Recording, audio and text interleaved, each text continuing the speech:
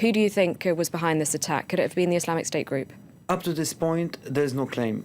As up to date, even other attacks that were conducted on Turkish soil, and it was believed to be the Islamic State behind it, they never claimed anything on Turkish soil up to this point. But a few weeks ago, they claimed an attack against the Turkish army, which was deployed in northern Mosul in the Kurdish region, twice. And we see, if we look at the target that was hit today in Istanbul, being tourists, Western tourists, we can think that it might be the Islamic State. But we shouldn't forget that the Turkish government is facing many other terrorist threats from, for example, some of the Turkish factions very active in Turkey. There's an ongoing war in eastern Turkey between the army, the police, and Turkish factions. The last attack in Istanbul, it was the 23rd of last December, when an airport next to Istanbul was hit by a Turkish faction called the attck. So up to this point, we don't know for sure, but one more time, the nature of the target could make us think that it could be the Islamic State. Just to clarify, though, those twin blasts in Ankara that killed 100 people in October, the Islamic State group did not claim responsibility. They never claimed anything up to date. The finger was pointed at them, but they didn't claim by Turkish government, but they never claimed it.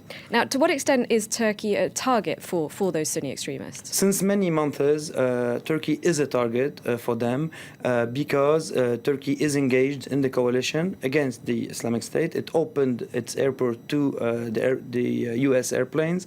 It's helping the coalition with intelligence information. They closed completely the border between Syria and Turkey many months ago. They are even preventing people who want to leave, for example, the jihadi group, from leaving it easily.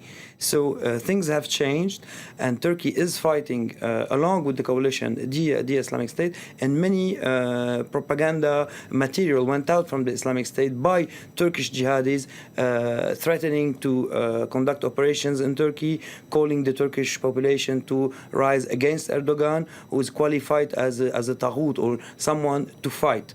This is one dimension. There's another dimension also, because in their ideology, in their dogma, they say that Istanbul, so the town of Istanbul, should be taken before Rome.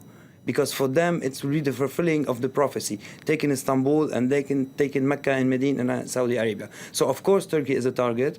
In the last call against Turkey, they said that nationalism is a very bad thing for Turkey, and they called Muslims in Turkey to rise against Erdogan. So, of course, Turkey is a target, and I guess it's a target alongside any other country in the coalition or not. They are targeting everybody in the region and outside of the region. It's a full-scale war for them. It's a global war, and they won't hesitate. But one more time, they never claimed anything, and up to this point in Turkey, and up to this point, they didn't claim what happened in Istanbul, knowing that many factions are active and are at war with the Turkish government.